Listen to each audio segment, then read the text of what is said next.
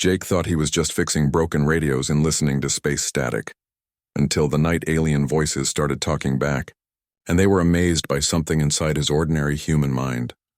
Jake had always been the kind of guy who preferred machines to people. Working alone at the Mountain Research Station in Chile suited him perfectly. Every night he would sit in front of his computer screens, listening to the static from space, hoping to catch something extraordinary. His job was simple: monitor radio signals from deep space and report anything unusual. Most nights there was nothing but endless white noise, but tonight was different. Jake rubbed his tired eyes and reached for his third cup of coffee. It was already past midnight, and the facility was completely silent except for the humming of computers. He was about to call it a night when something strange caught his attention. A pattern in the static. It wasn't random like everything else he had heard for the past 5 years. He leaned forward, adjusting his headphones. The signal was faint but definitely there. 3 short pulses followed by 2 long ones, then a pause. Then it repeated. Jake's heart started beating faster. In all his years of monitoring space signals, he had never heard anything like this. He quickly started recording and ran the signal through every analysis program he had. The computer confirmed what his ears had already told him. This was not natural. Someone or something was deliberately sending this signal toward Earth. Jake grabbed his phone to call his supervisor, but then stopped. What if this was just equipment failure? What if he was wrong? He had made false alarms before, and his boss had not been happy. He decided to wait and observe for a few more hours. The signal continued throughout the night, getting stronger and clearer. By sunrise, Jake was absolutely certain this was first contact. Real, actual communication from somewhere else in the universe. When his supervisor finally arrived at 8 a.m., Jake was practically bouncing with excitement. He showed him the recordings, the analysis, everything. Within hours, the small research station was buzzing with activity. Scientists, government officials, and military personnel started arriving from all over the world. For 3 days, experts tried to decode the message. They ran it through every computer program imaginable, but nothing worked. The signal was clearly intelligent, but nobody could understand what it meant. On the 4th night, something incredible happened. Jake was working late again when he noticed the signal was changing. Instead of the same pattern, it was now mimicking the radio signals that Earth had been broadcasting into space. It was like someone was trying to learn our language by copying what we had already sent out. Jake had an idea. He went to the main transmission array and started sending back simple mathematical sequences. 1 + 1 = 2. 2 + 2 = 4. Basic stuff that any intelligent species should understand. The response was immediate. The alien signal sent back the same mathematical sequences, but then added more complex equations that Jake had never seen before. They were communicating through mathematics, the universal language. This went on for hours. Jake would send something, and they would respond with something more advanced. It was like taking the most exciting math test of his life. He was so focused that he didn't notice the bright light approaching through his office window until it was almost directly overhead. Jake looked up from his computer and froze. A massive object was descending from the sky, completely silent and glowing with a soft blue light.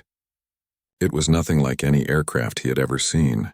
The craft was smooth and curved, almost like it was grown rather than built.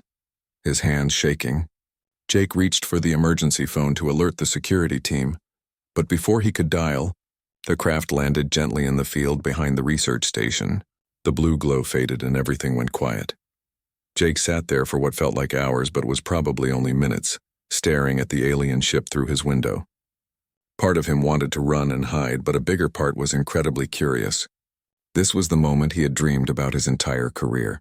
Slowly, he got up from his chair and walked toward the door. The hallway was empty. Everyone else was asleep in the dormitory building on the other side of the complex. Jake realized he might be the only person awake to witness this historic moment. He stepped outside into the cool mountain air. The alien craft was about 50 meters away, sitting peacefully in the grass. It was even more beautiful up close, with a surface that seemed to shift and flow like liquid metal. Jake could see his own reflection in its surface, looking small and nervous.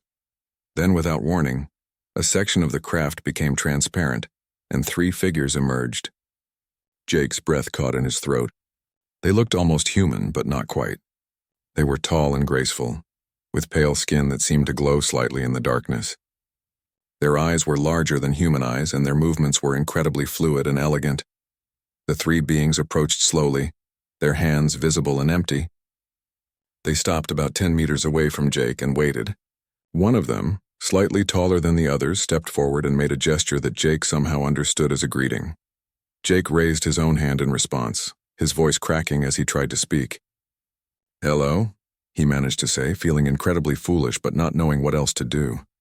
The alien tilted its head, studying Jake with obvious intelligence and curiosity. Then it pointed to the research station, then to Jake, then to the sky. The meaning was clear. They knew he was the one who had been communicating with them. Over the next hour, using simple gestures, drawings in the dirt, and basic mathematics, Jake and the aliens established a primitive form of communication. He learned that they called themselves something that sounded like Zephyrians when he tried to pronounce it. They had been traveling between stars for longer than human civilization had existed. The most amazing part was when they showed him images on a device that looked like a sheet of flexible glass. The images showed their homeworld, their cities, and their technology. But what shocked Jake the most was when they showed him star maps indicating that they knew of dozens of other intelligent species throughout the galaxy. Humanity was not alone, not even close. As the sun began to rise over the mountains, the aliens prepared to return to their ship. But before leaving, the tallest one approached Jake and handed him a small device. Through gestures, they made it clear that this was a communication tool, a way to stay in contact. Jake watched as they walked back to their craft, which became transparent again to allow them inside. Within moments, the ship rose silently into the air and disappeared into the morning sky, leaving Jake standing alone in the field, holding an alien device and wondering if anyone would believe what had just happened. But as he looked at the device in his hands, still warm to the touch, Jake knew that everything had changed. Not just for him, but for all of humanity. They were no longer alone in the universe, and somehow, a simple radio technician from a remote mountain station had become the first person to make contact with another intelligent species. The future had just begun. 3 days had passed since the aliens left, and Jake hadn't slept properly since. Every time he closed his eyes, he saw those glowing figures walking back to their ship. The communication device they had given him sat on his desk, looking like nothing more than a smooth piece of black glass. He had tried everything to make it work, but it remained completely silent. The research station was now crawling with government officials, scientists, and military personnel. They had questioned Jake for hours, asking him to repeat his story over and over again. Some believed him, others looked at him like he was crazy. The only proof he had was the alien device, which their best technology experts couldn't even figure out how to turn on. Dr. Williams, the head scientist who had flown in from Washington, was particularly skeptical. He was a short man with thick glasses who kept shaking his head every time Jake tried to explain what had happened. "Look, Jake," Dr. Williams said during their 4th interview, "I'm not saying you're lying, but you have to understand how this sounds. 3 perfect humanoid aliens just happened to land here, have a friendly chat with you, give you a gift, and then fly away. It sounds like something out of a movie." Jake was getting frustrated. "I know how it sounds, but it happened. I was here. I saw them with my own eyes. Then why won't this device work?" Dr. Williams picked up the alien communicator and turned it over in his hands. "Our scanners show it's made of materials we don't recognize, but it's completely inactive." Jake didn't have an answer for that. He had been wondering the same thing for 3 days. That evening, after another long day of questions and tests, Jake finally had some time alone in his office. He picked up the alien device and stared at it, feeling defeated. Maybe Dr. Williams was right. Maybe he had imagined the whole thing. But as he held the device, something strange happened. It began to warm up in his hands, and suddenly the black surface flickered with light. Jake nearly dropped it in surprise. The device was working, but only when he touched it. Excited, Jake called Dr. Williams, who rushed over with a team of technicians. But the moment anyone else tried to touch the device, it went dark again. It only responded to Jake. "This is impossible," Dr. Williams muttered, running scanners over Jake's hands. "There's nothing special about your biology. You're completely normal." But over the next few hours, they discovered that Jake wasn't as normal as they thought. When the medical team ran detailed scans of his brain, they found something extraordinary. Jake's neural pathways were organized in a way they had never seen before. His brain could process multiple complex patterns simultaneously. something that should have been impossible for a human mind. It's like you have natural computer processing built into your head, Dr. Chen, the neurologist, explained. You can see patterns and connections that most people can't. We've never documented anything like this before. Jake was confused. But I'm not smart. I barely finished high school. I just fix radio equipment and listen to space noise. Intelligence isn't just about grades, Dr. Chen replied. Your brain works differently. You can understand complex systems without formal training. That's probably why you were able to communicate with the aliens so easily. As if responding to their conversation, the alien device in Jake's hand suddenly came alive with sound and images. The voice that emerged was one of the aliens from 3 days ago, speaking in heavily accented but understandable English. Greetings, Jake of Earth. We have been studying your language through your radio and television broadcasts. We can now communicate more clearly. Everyone in the room fell silent. Jake found his voice first. You came back? We never left completely, the alien voice replied. Our ship is hidden in your upper atmosphere. We needed time to analyze what we discovered about you during our meeting. What did you discover? Jake asked. Your brain, Jake. It processes information in ways that we thought were impossible for your species. In our language, we call this condition dimensional thinking. Only one in several billion beings develop this naturally. Even in our advanced civilization, we have perhaps a dozen individuals with this ability. Dr. Williams pushed forward, unable to contain his excitement. What exactly does this ability allow him to do? Jake can understand the mathematics of space and time in ways that your greatest scientists cannot, the alien explained. He can see connections between dimensions, calculate hyperspace trajectories, and solve problems that have puzzled our researchers for centuries. This is why we made contact with Earth at this location, at this time. We detected his unique brain patterns from space. Jake felt overwhelmed. But I don't understand any of those things you just mentioned. You do, Jake. You simply haven't been trained to recognize what your mind is capable of. Would you like us to show you? Before Jake could answer, the device projected a 3-dimensional image into the air above it. It showed a complex mathematical equation that seemed to move and shift in ways that hurt everyone else's eyes to look at. But to Jake, it made perfect sense. This is the equation for faster-than-light travel, the alien explained. Our best mathematicians took 300 years to solve it. Study it, Jake. Tell us what you see.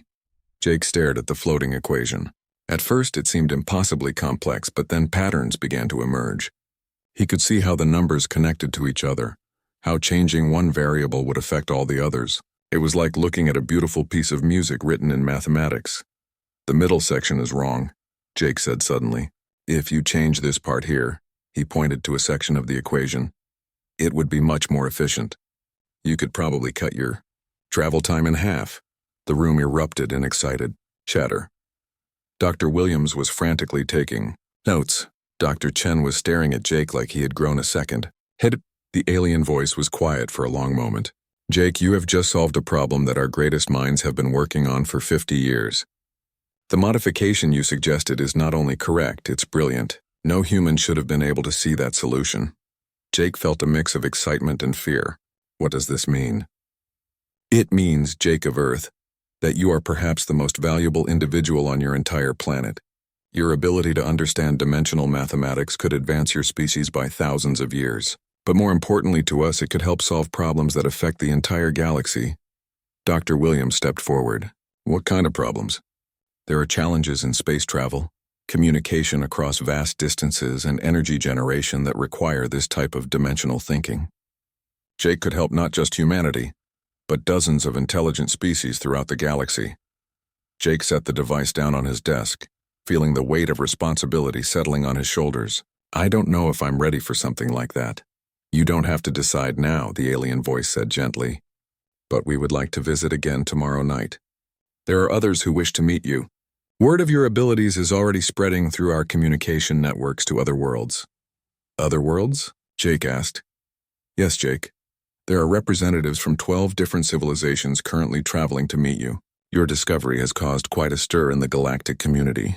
Tomorrow night, if you're willing, you will become the first human to participate in an interspecies scientific conference. As the device went dark, Jake looked around at the amazed faces surrounding him. His quiet life as a radio technician was over. Whether he wanted it or not, he had become the most important human on Earth. The next 24 hours were going to change everything. Jake barely slept that night. Every time he closed his eyes, he imagined alien ships descending from the sky with beings from 12 different worlds, all coming to see him. It felt like a dream that had gotten way out of hand. Just a week ago, his biggest worry was whether the coffee machine in the break room would work. Now he was apparently the most important human on the planet. By morning, the research station looked like a small military base. Trucks, helicopters, and official vehicles filled every available space. Jake counted at least 50 people in suits and uniforms wandering around, all there because of what had happened to him. The attention made him incredibly nervous. Dr. Williams found him eating breakfast alone in the cafeteria. "Jake, we need to talk. There are some people here who want to meet you before tonight." Jake looked up from his cereal. "What kind of people?" "Government officials. Scientists from NASA, the European Space Agency, and several universities. Everyone wants to understand what's happening here." "I don't really understand it myself," Jake replied honestly. "That's what makes this so remarkable," Dr. Williams said, sitting down across from him. "You're doing things that should be impossible, and you don't even realize how extraordinary it is." The morning was filled with more interviews, more tests, and more people staring at Jake like he was some kind of scientific curiosity. They hooked electrodes to his head while he worked with the alien device. They recorded everything he said. They even analyzed his blood, though Jake couldn't understand what they expected to find there. Around noon, Dr. Chen pulled him aside. "Jake, I want to show you something interesting." She led him to a computer room where several monitors displayed brain scans. "These are your brain patterns from yesterday when you were working with the alien mathematics. Look at this." The screen showed Jake's brain lighting up in ways that looked more like a Christmas tree than anything medical. Areas that should never be active at the same time were working together perfectly. "Normal human brains can't do this," Dr. Chen explained. "It's like you have extra connections that the rest of us don't have. When you look at those alien equations, your brain processes them using pathways that shouldn't exist." Jake stared at the colorful brain scan. "So I'm some kind of freak?" "No, Jake, you're evolved. You're what humans might become thousands of years from now. You just got there early." As evening approached, Jake found himself getting more and more anxious. The alien device had been silent all day, but as the sun set behind the mountains, it began to glow softly in his hands. "They're coming," the familiar alien voice said. "Are you ready, Jake?" Jake looked around at all the scientists and officials who had gathered in his office. "I guess so, though I'm not sure what I'm supposed to be ready for. Tonight you will meet the Galactic Science Council, representatives from the 12 most advanced civilizations in our region of the galaxy.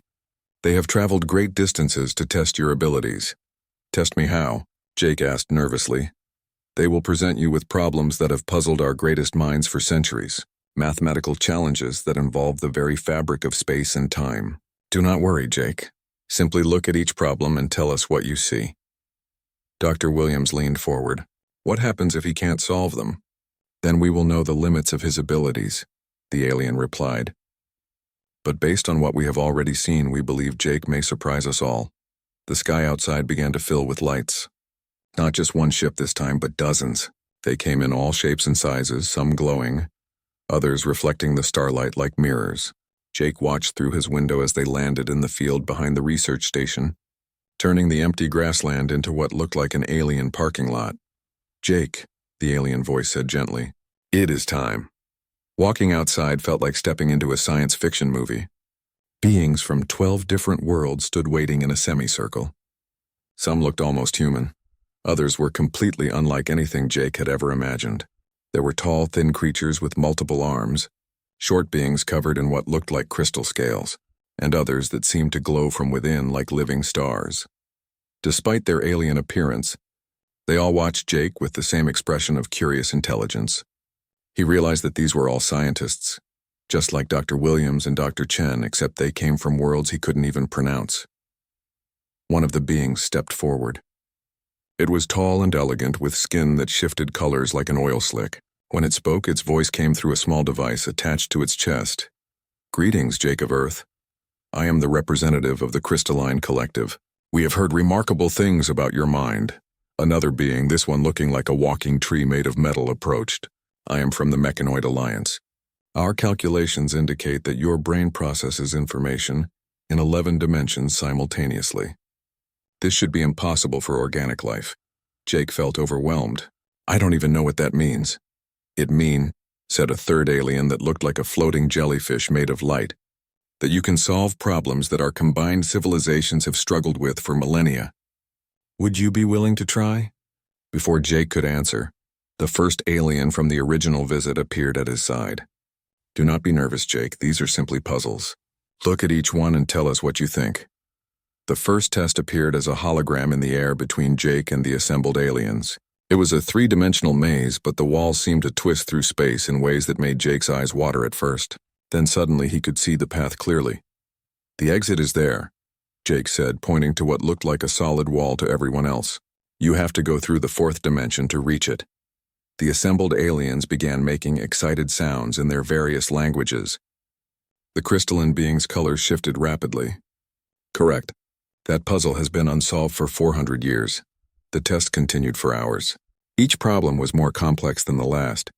Jake found himself solving equations about time travel, fixing flaws in faster-than-light communication systems, and even suggesting improvements to energy sources that could power entire star systems. With each solution, the aliens became more excited. They chattered among themselves in languages that their translation devices couldn't handle. Jake caught glimpses of amazement and disbelief in their various forms of expression. The final test was presented by the jellyfish-like being. This is our greatest challenge, Jake of Earth. Our civilizations face a crisis. The fabric of space itself is weakening in several sectors of the galaxy. Stars are dying prematurely and we cannot determine why.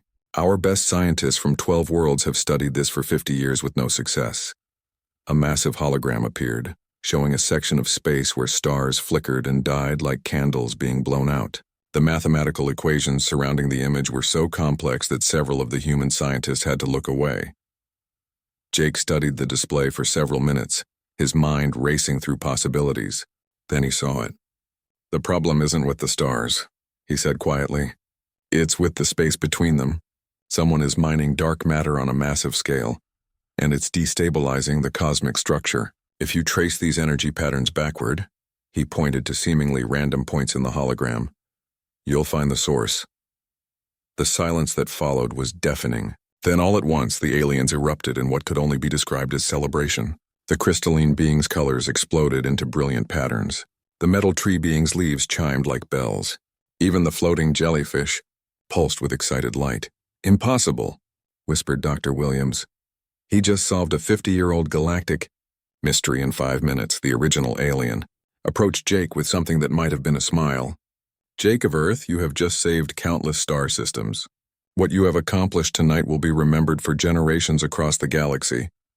Jake looked around at all the excited faces, both human and alien, and realized that his life would never be simple again.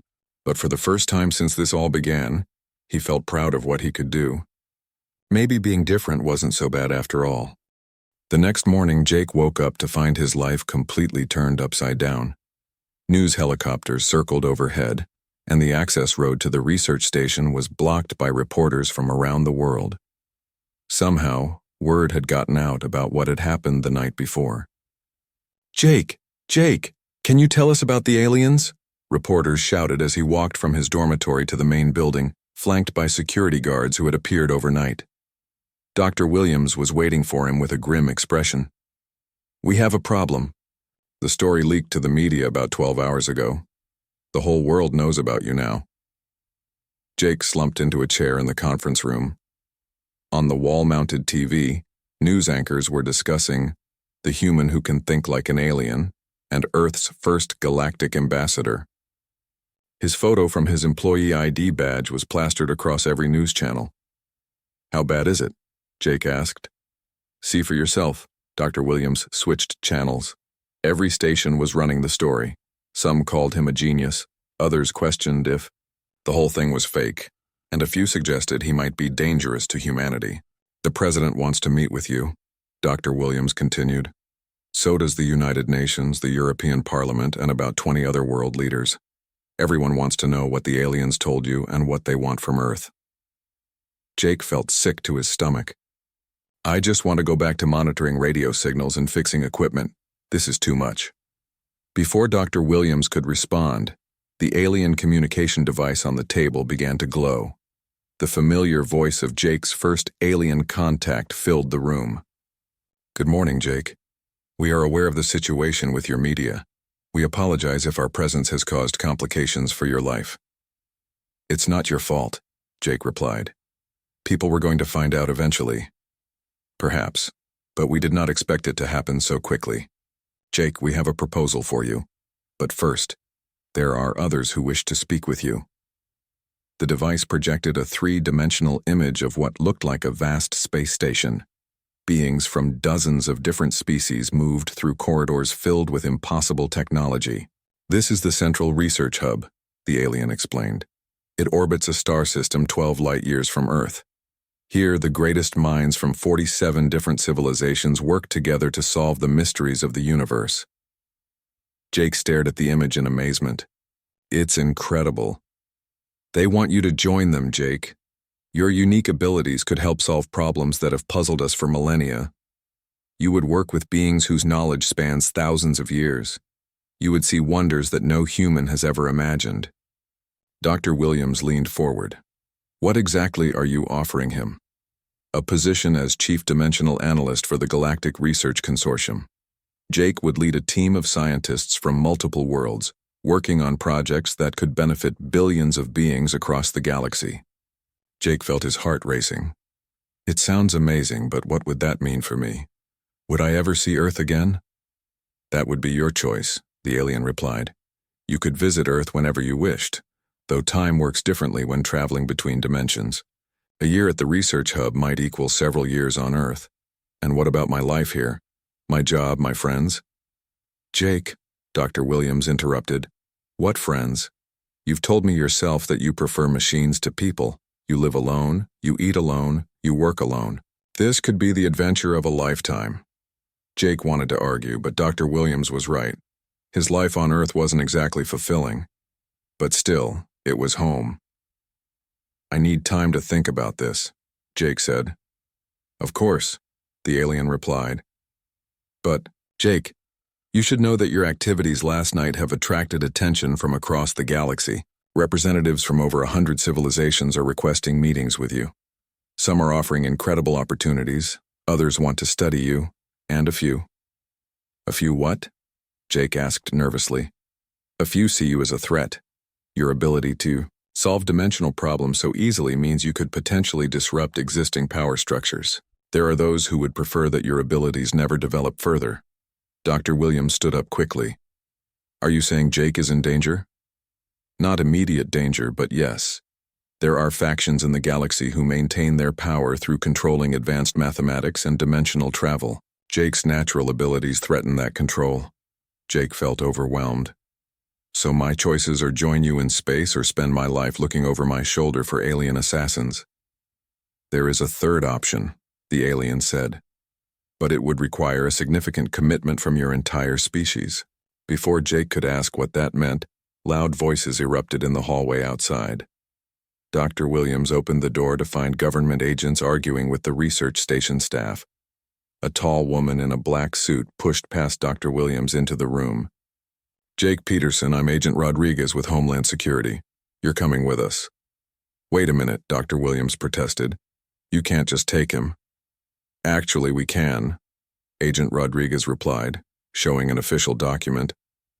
Under the National Security Act, any individual who poses a potential threat to national security can be detained for questioning. Jake stood up, confused. How am I a threat to national security? You have access to alien technology and information that could affect the balance of power on Earth. Multiple foreign governments are demanding access to you. This situation requires careful management. The alien device began glowing brighter. Jake, if you choose to go with these humans, we cannot guarantee your safety or freedom. There are political forces on your planet that see you as a tool to be controlled rather than a person with rights. Agent Rodriguez noticed the glowing device. What is that thing? It's how I communicate with them. Jake explained. Hand it over. All alien technology is now classified as government property. Jake clutched the device tighter. This was given to me personally. It only works for me anyway. That's exactly why we need it, Agent Rodriguez said, reaching for her weapon. Don't make this difficult. At that moment, the air in the room began to shimmer, and 3 alien figures materialized. The original aliens Jake had met were now standing in the conference room, their presence filling the space with an otherworldly energy. Agent Rodriguez stumbled backward, reaching for her radio. We have an alien incursion at the facility. Repeat, we have aliens in the building. The tallest alien spoke directly to Jake, ignoring the panicked government agent. Jake, the choice is yours, but you must choose now. Come with us to the research hub where you will be free to explore your abilities, stay on Earth, and likely spend the rest of your life as a government prisoner, or help us establish something entirely new. What do you mean, something new? Jake asked. Turn Earth itself into a research hub, a place where human and alien scientists work together. Your planet could become the center of galactic scientific cooperation, but only if you are willing to lead that effort. Jake looked around the room.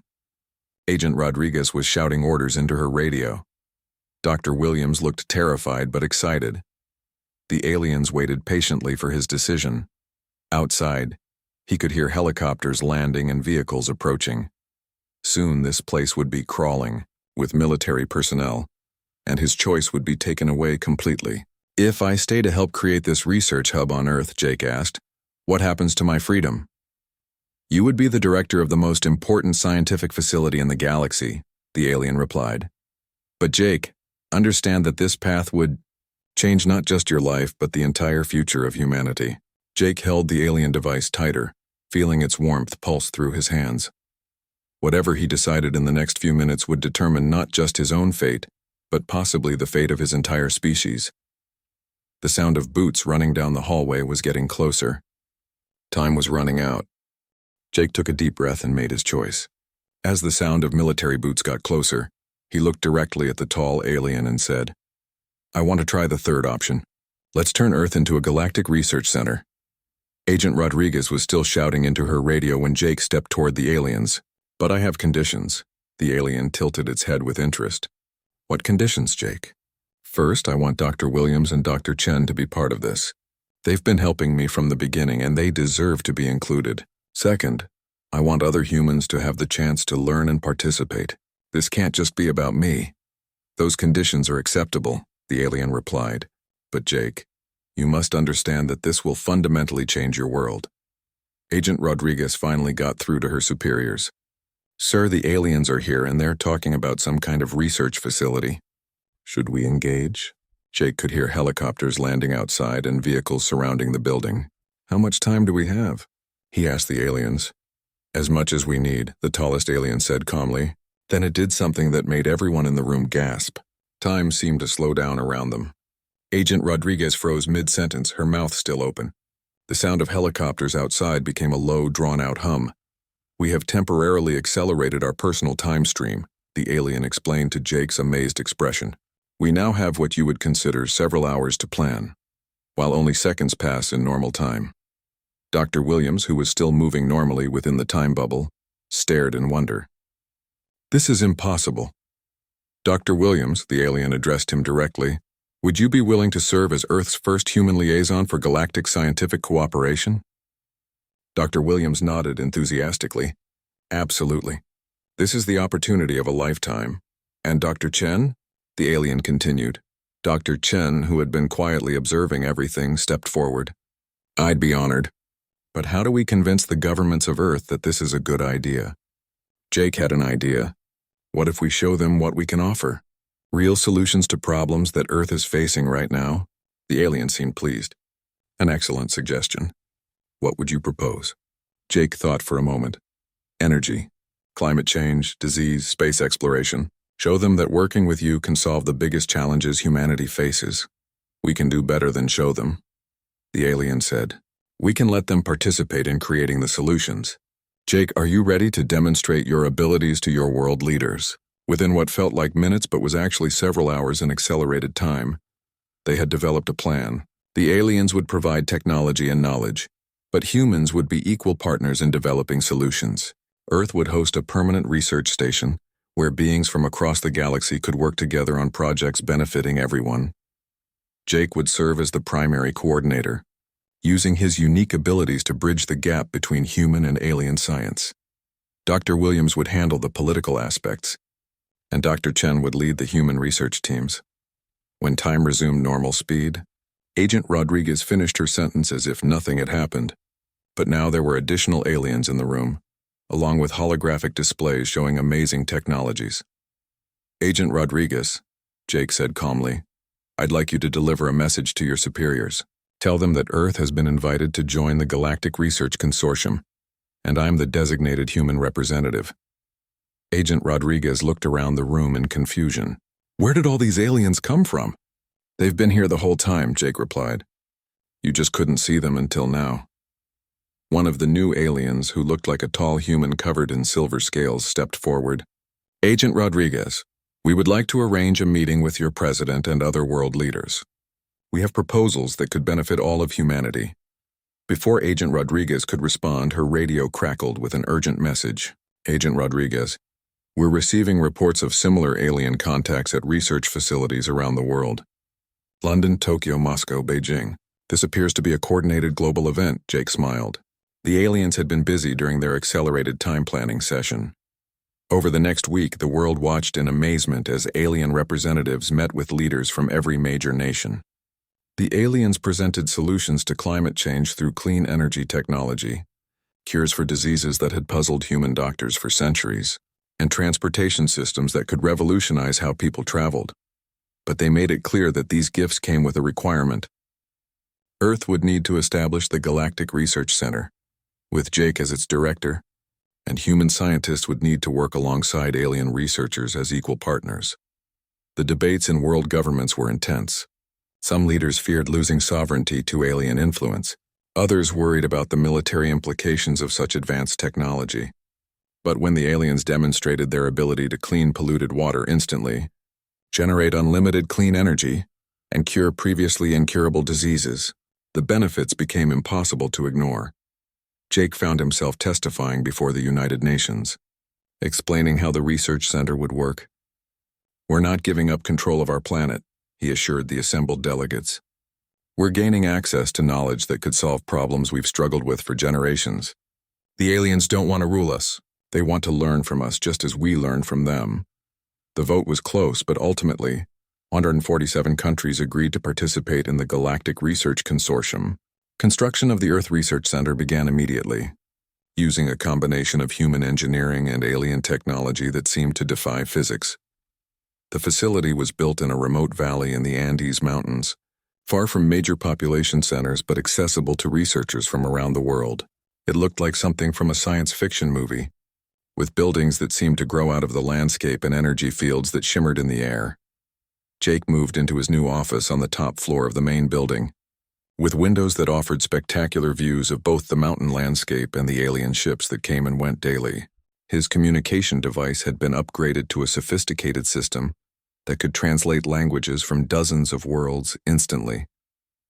Dr. Williams had become Earth's first ambassador to the Galactic Consortium, traveling between worlds to establish relationships with other civilizations. Dr. Chen led a team of human scientists who were learning alien mathematics, physics, and biology alongside researchers from 12 different species. But the most amazing part was watching human scientists make their own contributions to galactic knowledge. It turned out that humans had unique ways of thinking about problems that even advanced alien civilizations found valuable. Human creativity, combined with alien logic, produced solutions that neither species could have developed alone. 6 months after the research center opened, Jake received a report that made him incredibly proud. A joint human-alien team had developed a new type of medicine that could repair brain damage. Another team had created a propulsion system that was twice as efficient as anything previously known. A third group had solved mathematical problems related to time travel. Jake was reviewing these reports when his assistant, a young woman who had been recruited from MIT, knocked on his office door. "Jake, there's someone here to see you. Says he's from the original SETI station where you used to work." Jake looked up to see Tom, his old supervisor from the radio monitoring station. Tom looked around the office with wide eyes, taking in the alien technology and the view of spacecraft landing outside. "Jake, I have to ask," Tom said with a grin. "Do you miss the quiet life of just listening to space static?" Jake thought about it for a moment. His life had become incredibly complicated, filled with responsibilities he never could have imagined. But every day brought new discoveries, new friends from distant worlds, and the satisfaction of knowing he was helping solve problems that could benefit billions of beings across the galaxy. "Tom," Jake replied, "I wouldn't trade this for anything, but I do miss the simplicity sometimes." "Well," Tom said, "I brought you something to remember the old days." He handed Jake a small radio, the same model they had used at the monitoring station. "Thought you might want to listen to some Earth music occasionally." Jake accepted the radio with a smile. "Thanks, Tom. Want to stay for lunch? The cafeteria serves food from 7 different worlds now." As Tom agreed and they walked toward the elevator, Jake reflected on how much his life had changed. A year ago, he had been a lonely radio technician with no friends and no prospects. Now he was the director of the most important research facility in the galaxy, working with beings from dozens of worlds to solve the greatest mysteries of the universe. The best part was knowing that this was just the beginning. Humanity had taken its first steps into a larger universe, and Jake had helped make it possible. Whatever challenges lay ahead, Earth would face them not alone, but as part of a galactic community dedicated to knowledge, discovery, and cooperation. Looking out at the alien ships landing in the distance, Jake knew that the future had never looked brighter.